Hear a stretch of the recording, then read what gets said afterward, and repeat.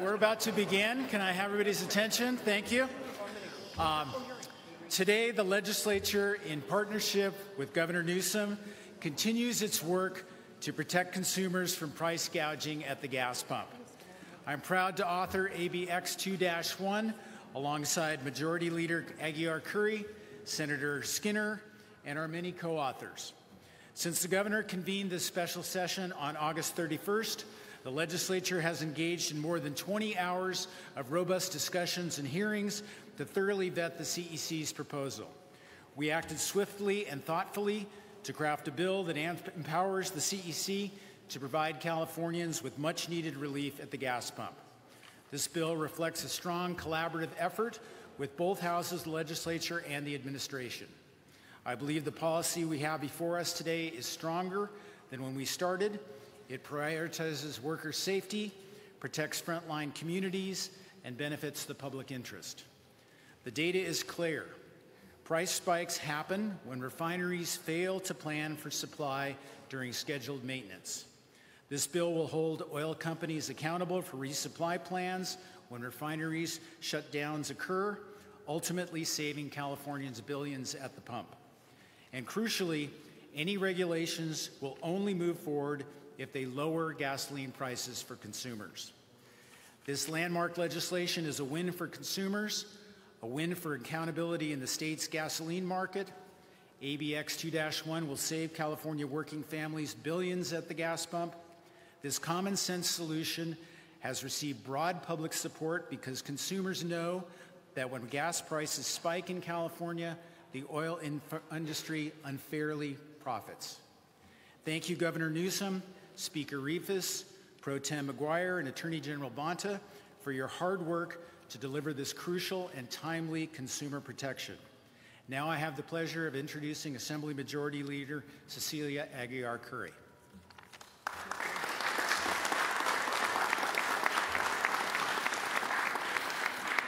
Good afternoon, everybody, and thank you very much, Senator Skinner and Assemblymember Hart. AB X2-1 was the subject of extensive amount of scrutiny, testimony, and participation by members of the legislature in over 18 hours of hearings. The bill clearly states that no regulation will move forward unless there is a tangible benefit to the California gas consumers and that the safety of our refinery workers and the public is paramount in any action taken by the state. I want to thank the Assembly Policy Chair, Assemblymember Petrie Norris, who worked hours to make sure we did this policy right, as well as my colleagues and co-joint authors, Assemblymember Hart and Senator Skinner, for all their work on this. We look forward to partnering with the administration to make absolutely sure that the regulatory process delivers the gas for consumers and holds the safety workers and public as a primary value. Thank you very much. I'd like to introduce our joint author is Senator Skinner.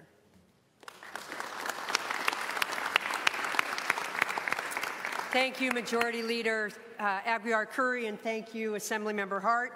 I'm very proud to be here for the signing of a landmark law that is the first of its kind in the nation. AB X2-1, as my colleagues have so far mentioned, will avoid those days when we have seen the price of a gallon of gas in California spike by upwards to 50 and 75 cents, costing our households $10 or more each time they go to the pump. We need to save Californians much needed money, and that's the purpose of this bill. I'm also proud to have authored last year's SB X12, another first in the nation law that created strong transparency measures so that the Energy Commission could collect the data they needed about the gasoline market. Last year's bill gave the Energy Commission the authority to collect that data, and they were able to determine that the leading cause of these 50 to 75 cents price spikes was the failure of our oil refineries to maintain adequate gas supplies when they shut down for maintenance or during those crucial high-demand driving times from Memorial Day to Labor Day. I want to thank Governor Newsom for pushing us to act. And I want to thank him for signing this bill, which will allow our Energy Commission to coordinate refinery maintenance and, if needed, require a minimum supply of refined product to be on hand at our refineries. And believe me, that's not new, because during winter months, what the CEC's data shows is that it's routine that our refineries keep that much supply on hand. They also kept more than what is projected we might need on hand during the pandemic. So today's signing demonstrates that California has the courage to lead when it comes to protecting consumers from market manipulation and high prices. And I want to thank the leaders of both of our houses, Speaker Rivas and Pro Tem McGuire, and my other co-authors, and our sponsor, Attorney General Bonta, for their leadership in this effort, and of course, the Energy Commission for bringing us the data that enabled us to craft this bill and deliver this relief to Californians. And now I would like to introduce Attorney General Rob Bonta, sponsor of the bill. Thank you. Well, good afternoon, everyone. Rob Bonta, California Attorney General. Honored to be here with my incredible colleagues here, working together with one voice, taking action on behalf of Californians. It was an honor to be able to sponsor this bill, ABX 21. We also sponsored at the California Department of Justice, my office, SBX 12 last year. And I want to say thank you to our authors for their boldness, Assembly Members Hart and Aguiar Curry, Senator Skinner, for pushing these bills through the process. I want to say also thank you to the entire legislature for committing to a special session, to working overtime on behalf of the people of California. I know that's not something that is taken lightly, but thank you for stepping up for the people, as you did here. A special shout out to to Pro Tem McGuire, as well as Speaker Rivas for your leadership in both houses, and of course to our governor, who in so many ways and in so many actions has lifted up equity and affordability for Californians time and time again, and this is just the latest manifestation. So thank you to the team who got us here, who put this together, got us across the finish line. And I want to say thank you for focusing on everyday Californians. When we think about this issue, we have to think about everyday folks who are just trying to get to work, who are trying to take their children to school, who are driving to visit a loved one they may not have seen in some time, or just doing their normal activities of daily living. That has a cost to it. And the people of this state are fed up with price spikes, price volatility, market manipulation that leads to avoidable, unfair, unjust price spikes for them.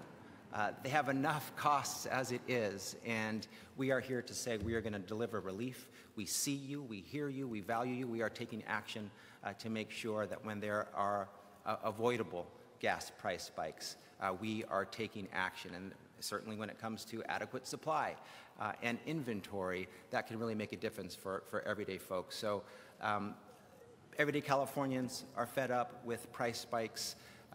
The people here, including me, are fed up with gas price spikes and unnecessary spikes to people's pocketbooks, and so we're taking action and saying no more. I want to be really clear about one thing. When there are gas price spikes at the pump, there are also spikes in big oil's profits. They are absolutely connected, and it is avoidable. We can do better, we can be fairer, we can be more just, and I want to say thank you to the whole team delivering to the people of California today. Today is a good day for the people of the state, and I'm grateful for the leadership that I get to stand with today. Thank you. And next, I'd like to introduce our great Speaker of the Assembly, Robert Rivas.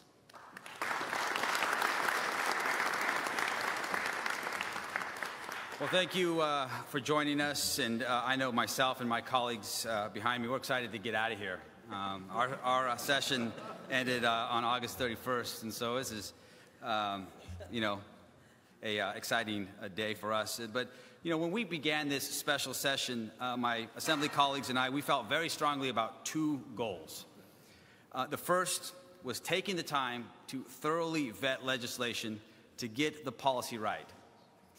Second was making sure that Californians, residents that we all represent, that they had a strong voice in this process. Having gavelled down and convened this special session on August 31st, I can say that we've achieved these two goals. Through this legislation, Assembly Bill X21, we will continue to hold oil companies accountable to further stabilize gas prices. As we know, past gas price spikes have cost Californians an estimated some $2 billion a year. And that, as we know, can't go on. This is why the Assembly and Senate heard more than 20 hours of testimony and some related discussion, and why we got extensive community and stakeholder input. And that process made this legislation stronger, as you've already heard. It includes robust protections for Californians and consumers. For our workers, their safety and involvement is now prioritized. Some communities will not be impacted by the development or construction of new refinery storage. We are holding big oil companies responsible to increase stability for prices at the pump. And that's what I expect, and I think that's what all Californians deserve. And I'm proud of the work we've done, and there's no shortage of individuals to recognize all of my colleagues standing behind me, both in the Assembly and in the Senate, who worked very hard throughout this special session. And I want to personally thank all of them. I want to thank Assemblymember Greg Hart, our Majority Leader in the Assembly, Cecilia Aguiar-Curry, co-authors on this legislation for us in the Assembly. Greg and Cecilia scrutinized this new law, listened to legislators and to members of the public, to stakeholders, and they secured important protections for workers and for consumers. I want to thank our Special Session Committee Chair, Ms. Kati Petrie-Norris, who unfortunately is not here. She approached this work with seriousness, with rigor, to ensure that this new law achieves its intended outcomes. But that's not the last you'll hear from her. You'll continue to hear from her on this issue, in this policy, in this bill. To Pro Tem Mike McGuire, and our colleagues in the Senate, we worked very well together on this, and we certainly worked together to make this legislature stronger for everyone here in our state. And to again, to our governor, Mr. Newsom, as you know, Mr. Governor, I appreciate the collaboration always, your drive, your resolve when it comes to taking on these incredibly tough issues. So thank you. And again, our work is not over. I look forward to being right back here in a few weeks with many of my colleagues standing behind me, where we look forward to ensure that we continue to prioritize addressing California's cost of living and improving the day-to-day quality of life for every resident of this state. So lucky to call California home. And with that, I want to invite our colleague, that is Pro Tem McGuire, up here. Mr. Pro Tem.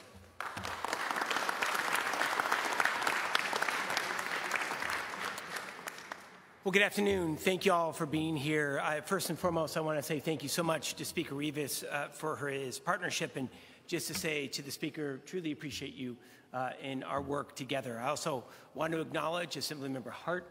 Thank you so much, Assemblymember, of course, the Majority Leader Aguiar-Curry, for your leadership.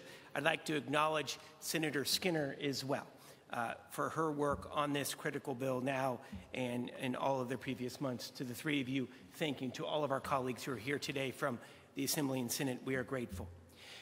As the Speaker and I were talking about again this morning, we're going to continue. We're going to continue to grind away to help lower the cost of living for folks in every corner of the Golden State.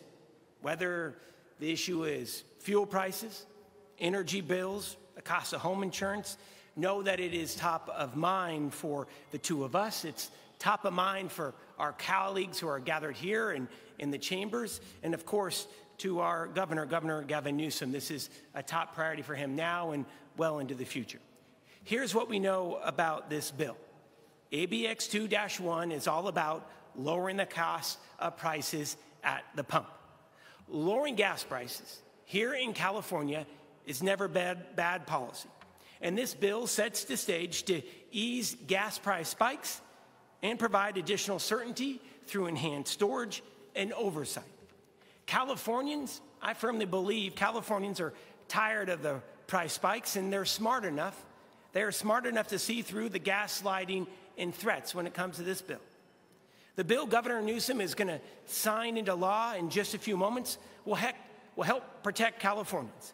It's going to lead to predictability at the pump and help keep Californians hang on to those hard-earned dollars. So, without further ado, I think it's time to get it done. I'm going to turn the podium over to the man with the pen. I would now like to bring up the 40th governor of the great state of California, ladies and gentlemen, Governor Gavin Newsom. Thank you. Why don't we get it done? Let's go over there.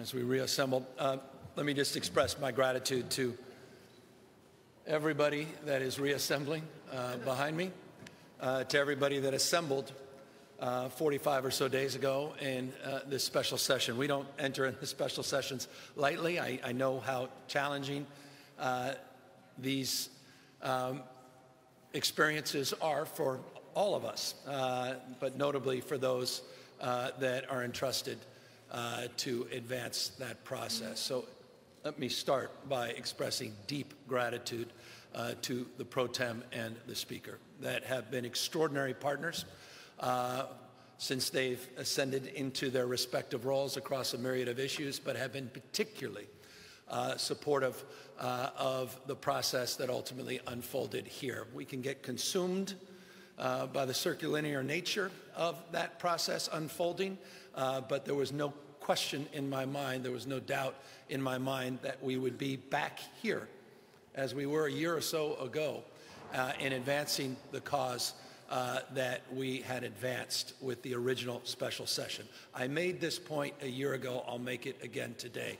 And it's in the spirit of what the Pro Tem just said. Success as it relates to addressing the issue of prices in this state, gas prices in particular, is not a process or rather a destination itself, meaning there is no having made it. It's something that unfolds over the period of time. There's humility in that process. There's a deep understanding that this is not the final word as it relates to the issue of gas prices in the state of California. Quite the contrary. But what we were able to do last year allowed us to see underneath the proverbial tent, to look in and rather insert a point of view, to truly understand and validate a point of view, and ultimately understand that one of the principal issues that was holding back our capacity to tame these price spikes was the issue around supply, issues around maintenance, issues around refineries. And we're here today because of the progress we made a year or so ago. And that progress continues now with the CEC. Remember, this bill basically now allows for a secondary process to unfold at the California Energy Commission to assess this market, to consider what those supply demands are, to consider all the health and human service issues that were brought up during these 20 hours of testimony, to bring up worker safety issues, to bring up the concerns that were expressed around costs, indirect or direct, to expose a lot of the mistruths and manipulation on the other side, particularly WISPA and their talking points, and big oil that knowingly continues to lie to the people of this state, our nation, for that matter, around the world. They are the polluted heart of this climate crisis. They continue to lie, and they continue to manipulate. And they're taking advantage of you. And this should be universal. Universal. 37 million gallons a day are purchased in the state of California, and they have been raking in unprecedented profits because they can, because they take advantage of you. They take advantage of emotion. They take advantage of the fact they have a massive economic advantage. They buy their manipulation. Politicians, industry groups, front groups, organizations that are created out of thin air, dark money that they put in, and they've been fleecing you for decades and decades, billions and billions and billions of dollars. Hardworking people, just as the speaker said, just trying to make ends meet, get to work, take care of their kids, and they're screwing you. They've been screwing you for years and years and years. There's no other way to put it. You can't sugarcoat this. And they lied again over the course of the last few weeks. And they'll continue to lie. And what I'm so proud of is that we stood up. We didn't step back. Everybody here had the courage of their convictions. And they stood tall, and it wasn't easy. I mean, we saw what happened here. You see it over and over and over and over again. You see it all across the country. But what you don't see happening across the country is the kind of courage that these folks behind me demonstrated. So to the authors, Assemblymember Hart, Aguilar Curry, Senator Skinner, and every one of the folks that were entrusted in this special session to stand tall, to ask the tough questions. Thank you for asking the tough questions. To stress test this idea. Thank you for having the backs of hardworking people in this state. It's about time. Big oil does not have your back, period. Full stop. This is not complicated. It's right and wrong. Been lying to you year in, year out. Price of crude oil goes down. There's no increase in taxes. You're seeing gas prices drop across the rest of the country, but spike in California. And they buy all these ads saying somehow it's California's fault. They've been manipulating you. They've been lying to you. They've been playing you over and over and over again. And every single one of you, every single person reporting on this, every single person in front of the camera, behind the camera, you have been screwed by these companies. Not complicated. And forgive me for being so pointed. It's exhausting. And what's also exhausting, with all due respect, I was walking with my kids yesterday out there on the coast in Inverness. And, we're trying to explain a little bit of what just happened in Florida over and over and over and over and over and over and over again. This is all connected. It's not complex. Places, lifestyles, tradition. We had an ex-president of the United States threatening once again firefighters, emergency response, just down in Southern California just 48 hours ago, threatening with a related cost. Talk about, again, a polluted mindset. And I don't know, you couldn't pay me enough to regurgitate the talking points of WISPA. The hell, why do people need to do that? Don't they care about their kids and grandkids, our future? Places, lifestyles, tradition. Ask the folks in Grizzly Flats, in Greenville, California. Well, I don't have to remind you of Paradise, California. Unprecedented heat waves every single damn year. Wake up. Talk about costs. They don't pay a damn penny as they socialize that pollution and that burden on generations. I think that former same president wanted $1 billion. That's all we need. Just $1 billion. He'll roll back all these regulations. That's how corrupt our system has become. And again, why I'm so damn proud of the folks in this rotunda, in this room right now. So to every single one of you, I know this wasn't easy. I know it was a pain. I can only imagine the stuff you said behind my back. But I honestly think this is a point of pride, and it's a point of privilege that we had this opportunity, and we stood up. Let's not overstate this. Let's not overpromise here. Again, process that unfolds over time. But it's about time. It's about time we stood up. And I'll close on this. This is the 4th largest market in the world. This is a big damn deal. We're not some small isolated state. 4th largest market in the world, right behind the United States, China, and Brazil. This is a big deal. And as was stated before, this is, I think Senator Skinner said it, a model for the nation. And I'll just close on that in the spirit of, the Greeks. We do not imitate. We're proud, for we are a model to others. With that, we're here to answer any questions. Thank you all. Thank you, guys.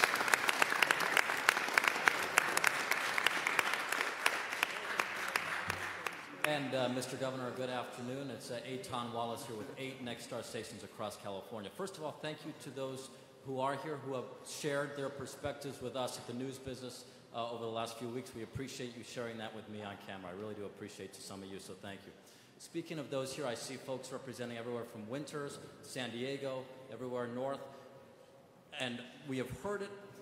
We have heard some of the criticism here. Just bear with me for a moment, then I'll get your response. Everybody from Chevron to even some fellow Democrats to the governors of Nevada and Arizona who are concerned that this will actually increase prices. So the reason I started by asking about folks in Winters and the folks in Berkeley and wherever else, can you guarantee to them, unlike what we've heard from the governors of Arizona and Nevada and some in the oil industry, that this will lower their gas prices?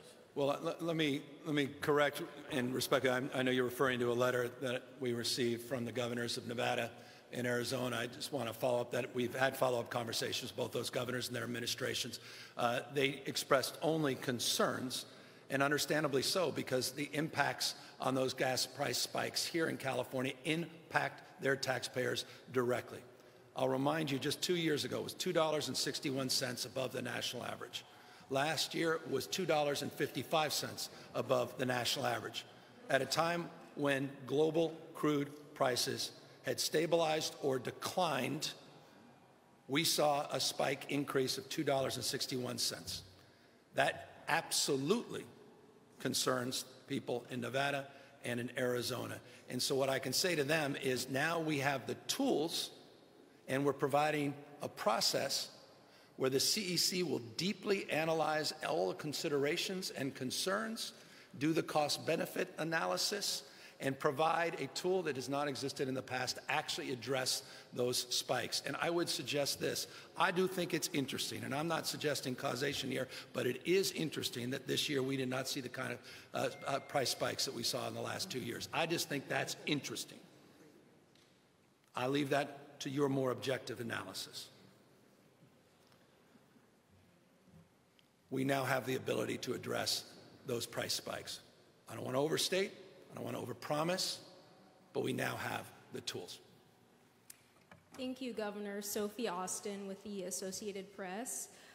Some lawmakers have expressed concerns about how, even though you all are taking action today aimed at preventing gas prices from spiking, that CARB will soon make updates to the low carbon fuel standard, which could raise overall gas prices. What do you say to those concerns? Well, there's no evidence that there's any correlation between the credits, LCFS, and the cost of gasoline, period, full stop. That's a process that's unfolding in real time. Public comment, they're engaging folks. They've already made a number of amendments as it relates to their original proposal, and independent CARB will make that determination. LCFS, by the way, has been supported by a lot of the groups that opposed last year's special session and opposed this bill, which is important to note, and I think is important for readers to understand. Number two, it's also been a huge benefit to the taxpayers of the state of California. I mean, look at specifically what's happened now with diesel and renewable diesel. Look at the health benefits just associated with that. Look at the cost benefits under LCFS. It's one of the most significant environmental proposals that was advanced in this state in the last quarter century, and it's being replicated around the rest of the country and around the rest of the world for a reason. So I would just assess all of that in the context of those new concerns that we just started to see up on our TV set as they started to throw every conceivable argument against this effort, and they were falling flat, so they decided to move to a totally new target. We'll have plenty of time to discuss that as it unfolds, but it's in an iterative process as it relates to the final proposal, and that's months away. Hi, Governor. Ashley Zavala with KCRA3. I am going to follow up on that LCFS question just because... You guys have already moved off this. No. Well, it's in an attempt to be able to explain to California drivers just to level set their expectations at the pump as this rulemaking process begins. The LCFS process is underway, as you've said, but in less than a month, they're scheduled to vote on that. Yep. And CARB, at the moment, the LA Times reported last week that they're not providing an update to the estimate that it might cost consumers. And I reached out to CARB on Friday. I have yet to hear back. I asked them, is that true? Do you not plan on publicly updating people on what the potential cost at the pump could be? So do you think it's fair to California drivers for people to not know what those LCFS standards mean at the pump?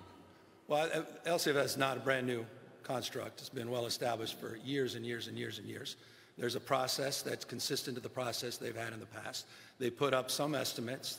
They put up updated estimates, so they have been transparent in that respect. To the degree that they should provide more, I'm for more transparency, absolutely, from that perspective. So to answer your question, I think more is better.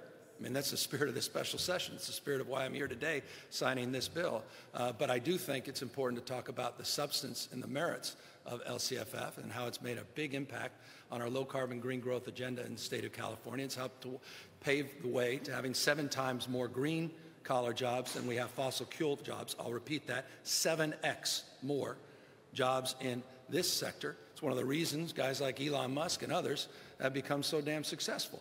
Is because we've set price signals, we've created markets, we've created opportunities for investment. We're the #1 manufacturer in the state for a reason. We continue to be the envy of the world in these policies, and LCFS is a big, big part of that.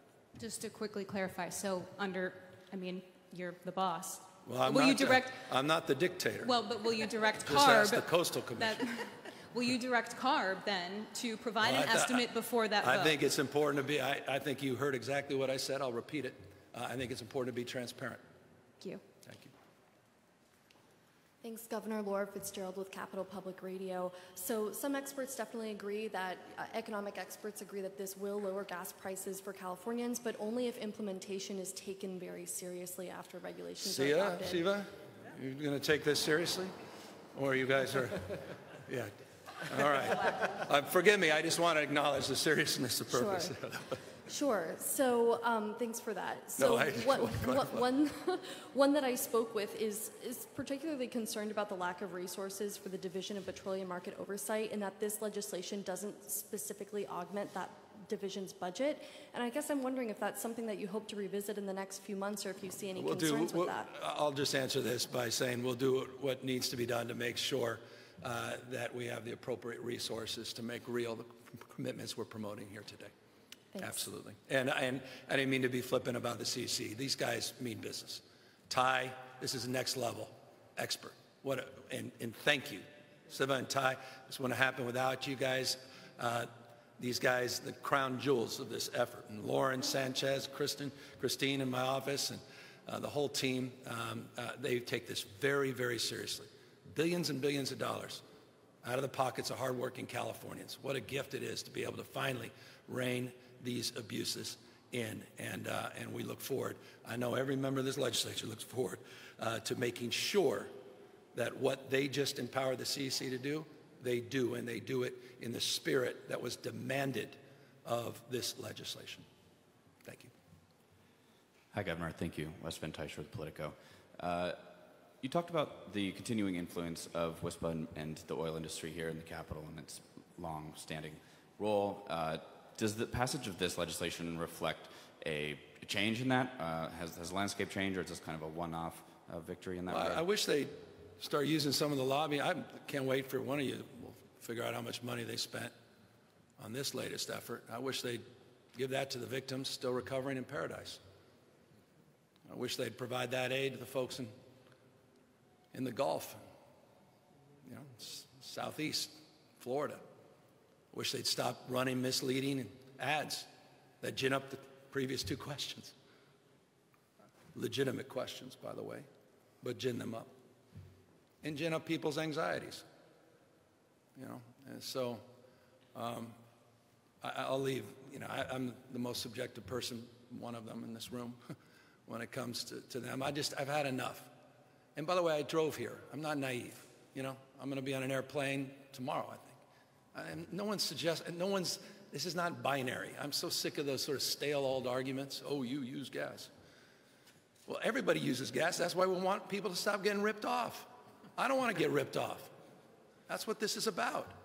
You shouldn't want to get ripped off. Your editors shouldn't want to get ripped off. So, look, I wish they would just start playing by the rules. And, you got an attorney general here that knows better than anybody. They haven't been. Dead to right.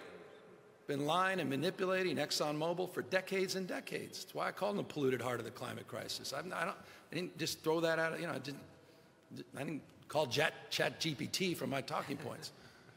I wish they'd stop. They got kids. I know they care about the forest, some of them.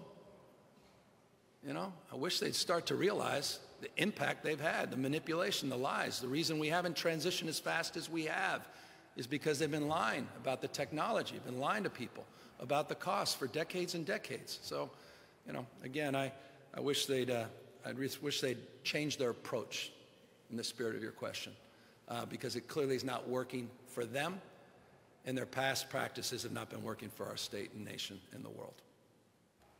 Thank you.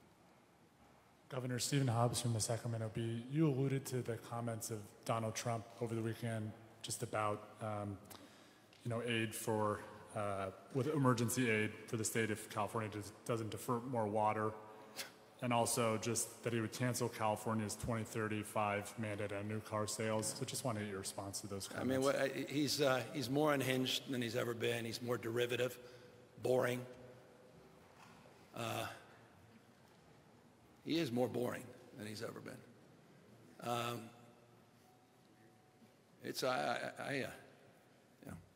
don't know what more to say.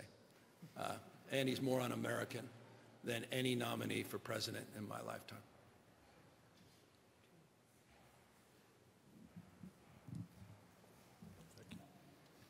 Antonio Harvey, California Black Media Governor. Just a couple of weeks ago, Assembly Minority Leader James Gallagher had considered the only way to, make these gas prices go down to install more storage facilities and maybe pipelines. I just want to know, did you have that conversation with him, and was that? No, I haven't had a conversation with him in quite some time after we went out of our way to make sure we were there. As always, doesn't matter what part of the state, to have a backs to the people in his district that were impacted by exactly the issue that brings us here today, by the burning of fossil fuels, by the burning of coal, natural gas, and oil. It's not complicated. That's what greenhouse gases are.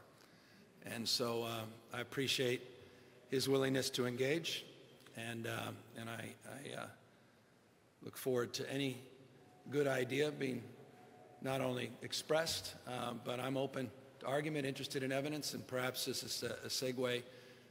There was a discussion around E15, which is an important conversation that we had between the houses. I think that's an area of exploration. Of course, CARB is already going through a process in that space, but I think it's another example of goodwill, regardless of your political stripes, where people participated and engaged. And so I'm hopeful we'll see more of that in the future. Thank you. Governor Steve Large, CBS 13, thanks for your time. You talked a little bit earlier about how difficult it was to get to this point politically with your colleagues there, legislature.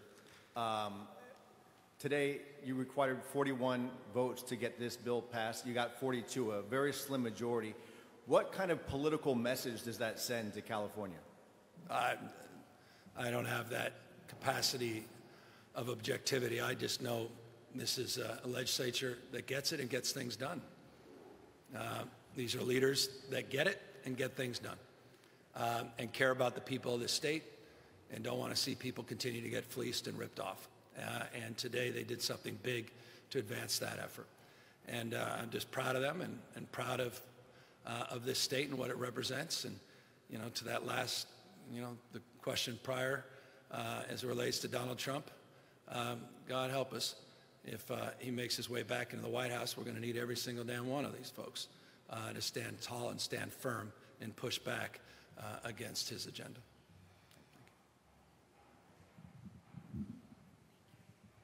Hi, Governor. Daniela Pardo with Spectrum News. As you know, the #1 concern for voters is the cost of living, everything being so expensive. And so this legislature had the opportunity to listen to other proposals that would provide immediate relief to drivers, such as suspending the gas tax or exempting transportation fuels from the cap and trade program. You know the rest. But they only passed your proposal. So what is your message to California drivers that won't see relief for a while because Democrats blocked other efforts? This was a profound and consequential effort to reduce the costs for working people in the state of California, and we just succeeded in advancing that effort. They failed yet again to succeed in cutting the spigot on some $7.1 billion of investment in infrastructure. That's what they called for when it comes to the gas tax. By the way, a gas tax that, by the way, there's no guarantee the savings would be passed through to consumers. And they had no mechanism to answer that simple and obvious question. So I'm glad that was rejected. It's become increasingly a cynical play. And the consequences are outsized in terms of the concerns also expressed by California, which is the quality of their life and infrastructure, and roads, bridges, and the like. So again, I thought the most interesting conversation was in the E15 space. It's a familiar one because, as I said, we have a process that's already unfolding in that space. And there are other proposals that, you know, had marginal amendments that were made in, but this was a special session with a special purpose and a focus. And we have that opportunity in January to consider all these other proposals. Just a quick follow-up, because you said it's not the end-all, be-all, but again, for drivers that want relief now, what do you tell those people that are hurting? Well, I think we tell them that we mean business. California is trying to tame this beast. And the burden this beast has placed upon 40 million Californians. And we were successful to do so as it relates to the price gouging we've seen and experienced in this state. It's demonstrable. It's not asserted. It's realized every time you go to the pump. Again, gas prices going down in other parts of the country, going up here, and there was no legislative action that was taken to increase the costs of gasoline. That's a manipulation, and that's what we're trying to expose, and that's what we're trying to address in this legislation. As it relates to cost of living, I could give you a myriad of things this legislature just did on healthcare, education, and the environment, ignorance, poverty, and disease across the spectrum. I can give you chapter and verse on what we're doing, creating our own brand of naloxone, creating our own brand of insulin, not subsidizing costs, fundamentally lowering costs. I can talk about all the subsidies we're providing in a myriad of areas, not least of which child tax credit, the earned income tax credit, the work we're doing to subsidize the cost of health care, the work we're doing to set new price signals and targets through the Office of Healthcare Affordability. I literally can spend another 25 minutes, give me a subject matter as it relates to the issues of cost of living, and I'm proud of every single one of these folks for being a big part of that. Thank you.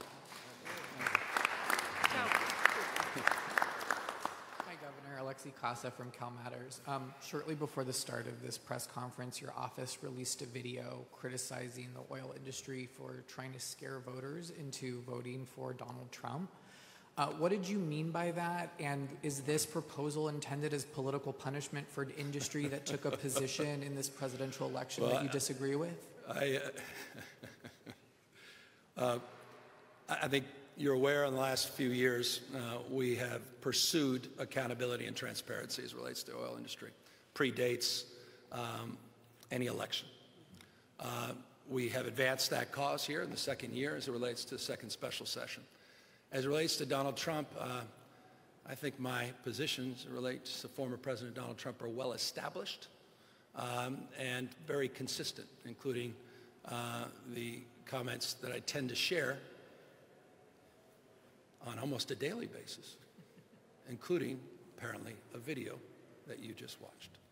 So what does the oil industry's supposed support for President Trump have to do with this proposal, and why mention it in the video? I think when a former president of the United States asked for $1 billion in a room of oil industry executives to roll back your regulations, I think that should scare the hell out of you. And it sure as hell scares the hell out of me. This one is not for you. This one is for legislators. My gosh, I appreciate that. Today, you guys said the bill provides relief to consumers, and I think we heard that same thing last year when you guys were here celebrating the last special session. And again, this gives some of your power to state regulators to actually potentially lower gas prices in the future. But for people who are struggling with affordability right now, how does this bill help them in this moment?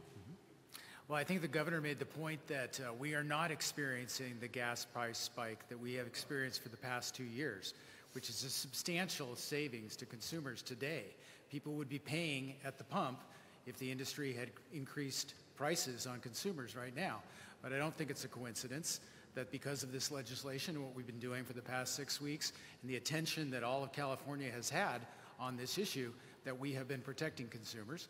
And I know that Vice Chair Gunda and Director Mulder are hard at work to make this implemented as fast as possible, to make sure that next season, when we have the potential for another spike, that we're in a position to protect California consumers as well. What I found fascinating is you never heard the industry. WISPA never said, they never denied price spikes. They never came before any of our hearings or any of their talking points and said, oh, there have never been price spikes. They never said that. This bill is about trying to get at those price spikes. Fortunately, maybe our bully pulpit and the fact that we first had a transparency law, the first law that Governor Newsom brought to us in that special session of a year ago, you know, maybe getting that data, and with the good commission and the division's work, getting that data that showed that it was some of their manipulations, either by having all their refineries do their maintenance at the same time in the midst of when we drove the most, or just not keeping the same supply in the summer as they do in the winter, because the data shows they keep a large amount of supply in the winter. You know, maybe that, even though they wouldn't talk about it, kind of, you know, made them change their talking points a bit. So instead, what they were saying is, oh, well, this measure might cause the prices to go up because you might have to build more supply. Well, you notice the bill says that we will maximize existing supply, and the data shows that they have the supply because in the winter, they keep that level of refined gasoline on hand. So anyway, we'll see what happens. This one is for you. Your own administration, Governor, has said that this bill could increase costs at the pump, although it's unclear how much that would be, and it's one of the considerations for future implementation. In an election year, does this help or hurt Democratic lawmakers in swing districts? And does this help or hurt Harris in swing states? Yeah, I appreciate the question. I'm just not a political pundit. And I think politicians make suboptimal political pundits. You know, I'm out there making a case for common sense and a new approach, and I'll just leave it at that. So in an election year, you don't have any thoughts on whether this helps Democratic legislators or Kamala Harris either? I think it helps millions and millions of hardworking folks, that, regardless of their political, it's not about politics. I mean, this is literally about you and me. It's about everybody. I don't like bullies, Trump, and I don't like people screwing other people, taking advantage of them. I don't. That's my why. Why did I do this is why I'm here. I care deeply about the folks in red rural California as much as I do with folks in blue California. I'm not wired like some of these other people. Talking down to people, talking past people.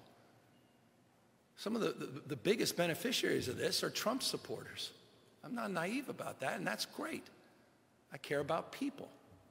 That's what this is about. So honestly, with respect, I appreciate the political question, but that's not what this was ever about. It wasn't about that a year ago. It wasn't about that a few months ago when we initiated this process. It's about you and me. It's about everybody. And it's about holding, unaccountable folks to a little bit of account. That's it. It's not even complicated. It's about right and wrong. It's not politics. Is there more you could be doing to help those very people you talk about deal with gas prices right now, even though we don't have spikes that people are struggling to afford? Well, I think you heard outstanding response from the Assembly member and the senator. They said it. I mean, you're all watching LA Times. The Dodgers struggling a little bit at the moment. This moment, I haven't checked in the last 10 the way they're playing. But you've heard me say this before, but it's the vernacular of the season. In this business, unlike baseball, you don't get credit for saves. And what I mean by that is the point they were making was the fact we haven't seen the price spikes that we've saw the last few years. And I think right now, to your question, we've seen the benefits of this.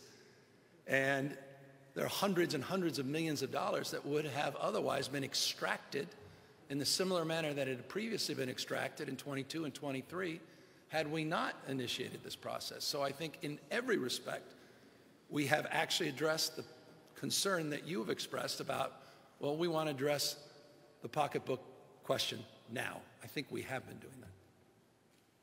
Good afternoon, Alicia Machado with ABC 10. Governor, you answered my next question a little bit, but talk to me a little bit about the timeline and how soon that consumers might expect to see this legislation make a difference, even if we aren't, say, dealing with the price spikes that we might have seen at other points, if there is an anticipation for something coming up soon where we might be able to see this part of the legislation at play. In the spirit of the prior question, as it relates to the seriousness of purpose that we place on the CEC and their rulemaking process, and as they move to do the analysis that was discussed briefly, not only in your frame of questions, but in the responses to those questions.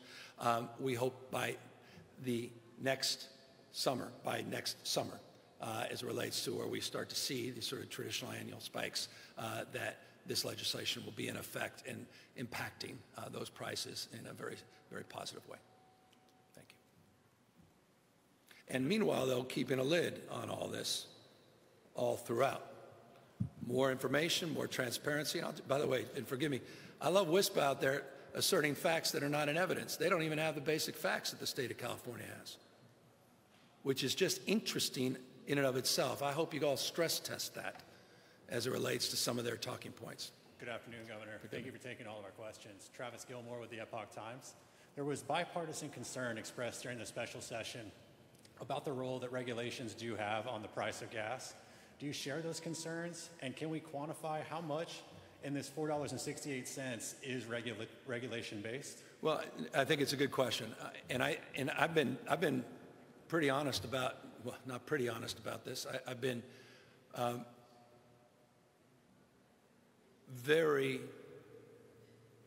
supportive of being as transparent as possible with the taxpayers on what the LCFS may contribute, may not, what the cap and trade program may or may not contribute, what the California regulatory environment that goes back to 1967, a guy named Ronald Reagan, who I think right here, quite literally, talk about proximate, a few feet from me, was sworn in under the stars of some, well, there was a, anyway, that's Nancy Reagan. That's another conversation, the time that he got sworn in. But in the spirit of Reagan that created our tailpipe emission standards and the codification under the Nixon administration in '70, under the Clean Air Act, California has established these rules to address the unique challenges, including the questions around this winter blend.